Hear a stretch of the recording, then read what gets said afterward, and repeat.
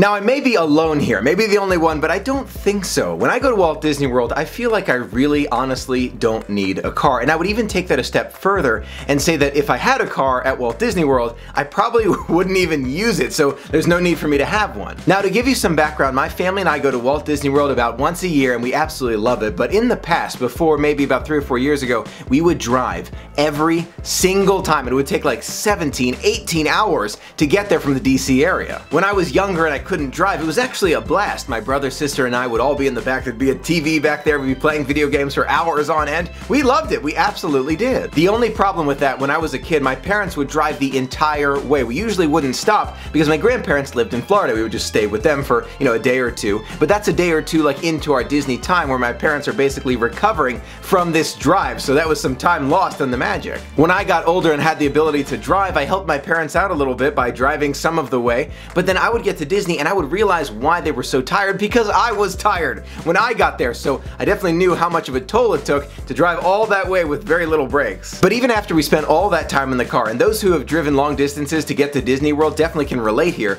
you're in the car, you see those gates, welcome home, and you're jumping up and down in your chairs and you're so excited to be home. It's a great feeling, and I did love that feeling as we entered. There was one other problem with driving that I realized as an adult, and that's the fact that on the day before you're leaving, the only thing you're basically thinking about is that 16, 17, 18-hour drive to get back home. And let me tell you, that took away from some of the magic for me. To me, that was really the piece that pushed me over the edge and said, when I'm an adult, I really don't want to be driving all this distance to get to Disney World. I want to fly. I have a feeling that many of those who drive can relate. You're there, it's magical, you're having fun, but then as the days progress, you're getting closer to that final day where you have to drive all this distance. You're just thinking about it the whole time. It consumes everything you're thinking about and it takes away from that magical experience. Tell me if I'm the only one. Now, maybe that's just my opinion, but I have many friends who do enjoy driving and like the experience. Maybe it's not that far, or you have grandparents or family to visit along the way. That makes a lot of sense to drive in those instances. And when I was younger, we would also visit my grandparents who, of course, were not living on Disney property, even though I think they may have wanted to.